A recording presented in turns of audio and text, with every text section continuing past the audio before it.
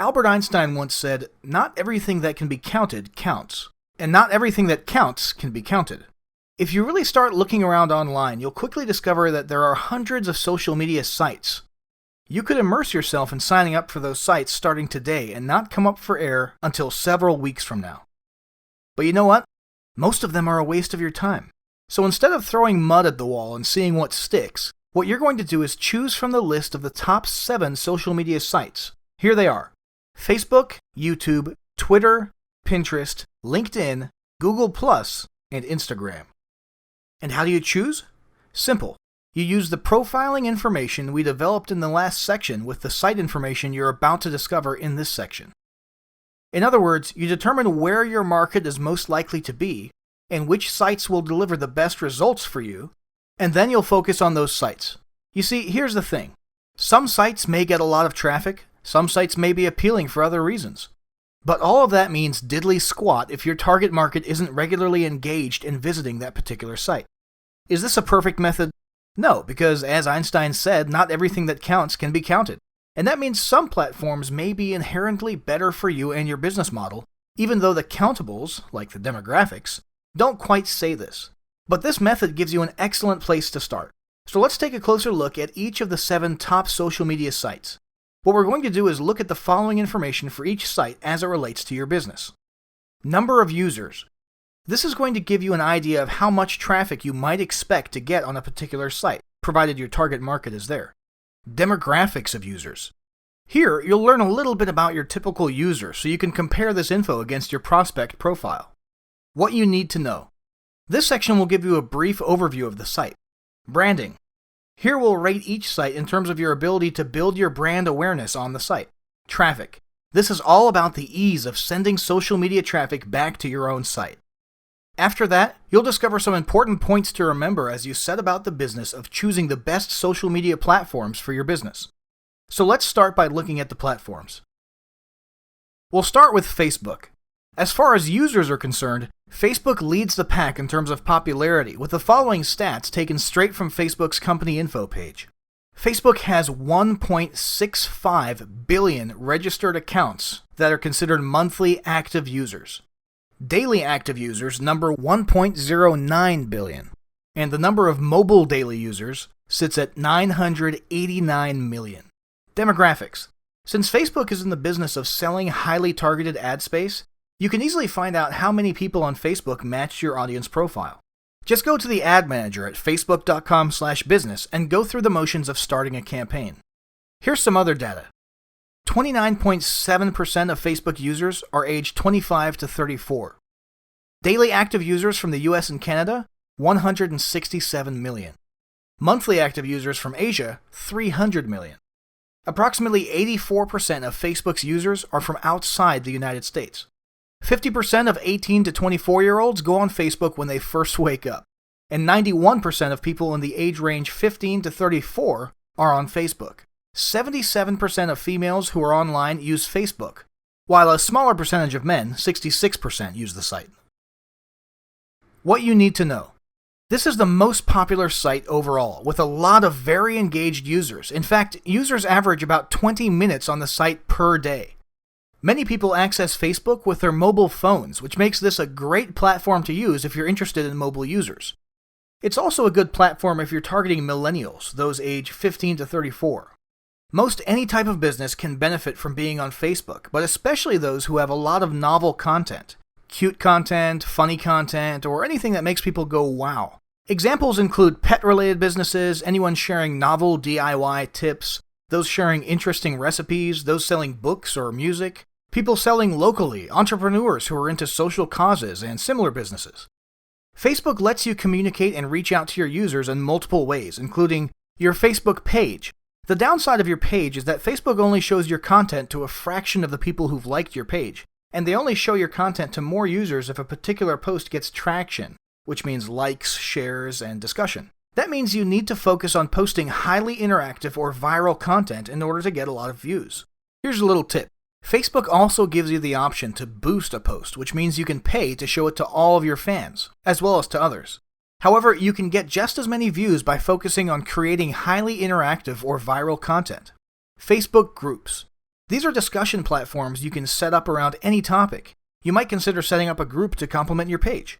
Advertising. Facebook gives you the opportunity to place paid advertisements that can be highly targeted by audience, demographics, interests, and even behaviors. As with all social media sites, Facebook is designed to share content, which brings us to the next point: branding. Facebook provides an excellent platform for building brand recognition and awareness. Here's why. You can build your brand among your followers as well as their friends. If you create viral or interactive content that's branded, then your followers will like, comment on it, or share it, which in turn means their friends will see it too. You can post multiple types of content. This includes text, static graphics, animated graphics, those moving pictures that people call GIFs or GIFs, and videos, including live videos if you're using the Facebook app. This gives you plenty of opportunity to send out branded content. Next, traffic. The short answer: overall traffic is moderate. In other words, don't expect a lot. The long answer: Facebook does give you plenty of opportunity to send traffic back to your own site, including but not limited to sharing your web link in the About section of your page, directly sharing content links with your fans, posting links embedded within your content, such as links within graphics or videos, and letting you create a tab on your page with a newsletter sign-up, offer, or link. However, when it comes to sharing content, our experience is that users tend to be willing to share content that's already on Facebook. So, for example, people will share a video that's uploaded to Facebook, but they are less likely to share a link to a video that's been uploaded to a different website. Or they'll share a tip you've posted, but they're less likely to share it if it's been uploaded to your website. Possible reason? People may not like the extra hoop of clicking to another site. They'd rather have content directly in front of them on Facebook. The bottom line is, if you want to get traffic from Facebook, then you're going to need a really enticing lead magnet or offer. In other words, you need to give users a good reason to click through to your site. Next up, YouTube. As far as users go, YouTube has 1.3 billion. For demographics, YouTube claims on their website to reach more 18 to 34-year-olds and 18 to 49-year-olds than any cable network on television. 80% of YouTube's views are from outside the United States. More than 50% of YouTube's views come from mobile devices. There's an approximately even split of male and female users, although men spend 44% more time on the site than females. What you need to know. As you can see by the demographics, YouTube is an excellent place to reach younger people, those on mobile phones, and a global audience. Over 100 hours of video are uploaded to YouTube every minute, and users watch over 6 billion hours every month. Point is, users are highly engaged, and that makes YouTube a great place for a wide variety of business owners, especially those with unique products or gadgets, since you can do product demos, trainers, coaches, and anyone who can provide instructional content to their market. It's also a good place to share industry news, make announcements, and build awareness about social issues tied to your business. Branding. YouTube is a very good place to increase brand awareness in your niche. That's because you can create a channel on the site and then brand every video you put out. You can even redirect viewers to watch your other videos. This works for pretty much any sort of business. However, this works particularly well for businesses that are represented by a strong personality. In other words, if you are the face of the company and you are not afraid to get in front of a camera, then YouTube is a good place to build brand awareness. Of course, you getting in front of a camera isn't absolutely necessary. Another way to create brand awareness is to create a series on your channel. One example is Blend Tech, which makes premium blenders.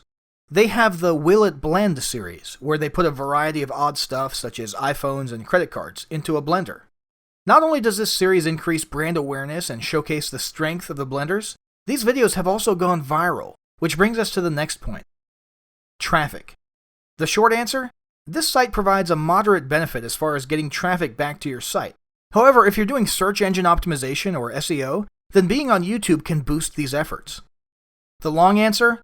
One of the big advantages of YouTube is that any videos made public are readily accessible to everyone, even people who aren't members of YouTube. These videos are also easily found in the search engines, especially Google, since YouTube is owned by Google, which means it's important for you to include relevant keywords in your video descriptions. Secondly, YouTube is known for housing viral videos. People are very comfortable sharing YouTube links on social media via email and elsewhere. That's why it's a good idea to post your viral content on YouTube. So that means the traffic coming to your actual video might be very large, but don't expect a large number of these visitors to convert to click-throughs to your website, unless you're offering something absolutely irresistible. In fact, here's a quick tip. Try splitting one of your more popular videos into 2 parts and put part 2 on your own blog or website so that interested parties have to visit your website to see the second half. Next up, Twitter. Twitter has 320 million users, with 120 million unique monthly visitors. As for demographics, there are over 65 million Twitter users in the United States. The Asia-Pacific regions account for about 30% of users. 38% of 15 to 34-year-olds use Twitter.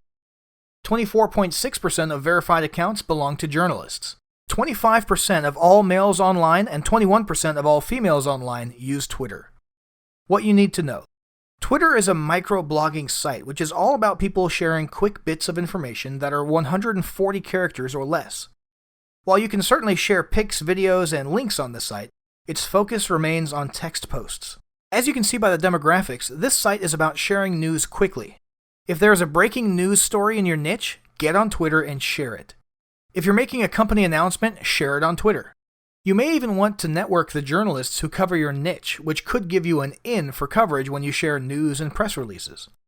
If you position yourself as an expert, you might also be the one they call when they need to get a quote from someone. You may also find Twitter useful for networking with other like-minded business owners in your niche. In other words, it's a good place to find potential joint venture partners. Finally, bloggers, authors, and businesses related to news or media will get a lot of benefit by being a part of Twitter. Branding. Twitter ranks as moderate to high usefulness in terms of branding. In particular, this is a good place to establish some authority in the niche, especially if you're in the news-related industry. For example, if you're a political blogger, then Twitter is a good place for you to be. As people retweet your posts, you naturally gain authority. However, small businesses may find some branding benefits too. According to Twitter, 50% of the people who follow small businesses on Twitter have shopped on the business website. What's more, 60% have purchased a product because of something they saw on Twitter. Point is, you can establish a presence, build authority, and build trust, which will in turn help drive sales. Traffic. Twitter's traffic potential depends on how you use it.